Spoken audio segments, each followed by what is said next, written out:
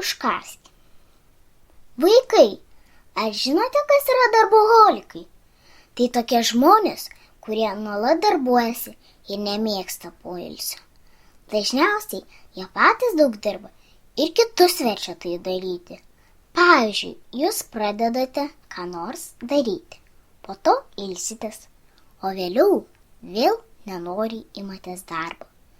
Ir tai tik tada, jei kas nors iš suaugusių jums primena apie tai, kad jūs dar nepabaigėt savo užduoties. Argi ne taip? Ne? Tuomet didžiuojasi jumis, nes aš taip pat darboholikas.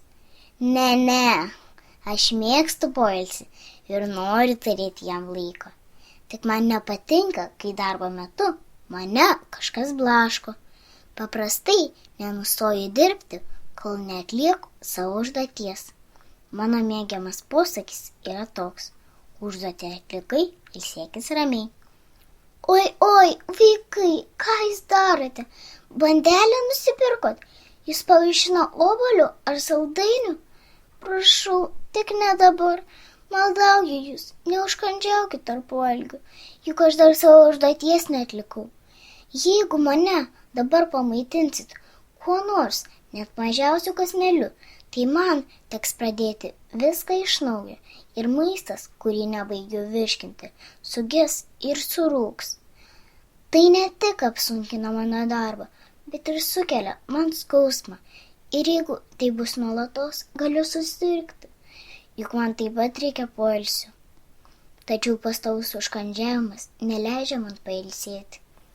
Brangus vaikai, noriu, kad žinotumėt, kad maisto virškinimas manyje trunka nuo 2 iki 4 valandų. Po to bent valandėlę man reikėtų pailsėti, kad atsigaučiau. Kaip tik dėl to nereikėtų manęs trukdyti tarp valgių, net tokia smulkmena kaip saulėgrąžos. Visą valgį duokit man vienu metu, be pertraukų. Tuomet galėsiu gerai atlikti savo užduotį ir aprūpinti jūsų organizmą energiją ir maisto medžiagomis. Tuomet galėsite žaisti, mokintis ir darbuotis visomis jėgomis ištisas 6 valandas.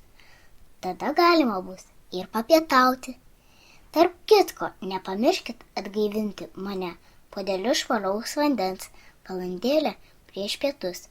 Apsiprausiu nuo pusryčių likučių ir pasiruošiu naujai užduočiai. Iki sekančio susitikimo.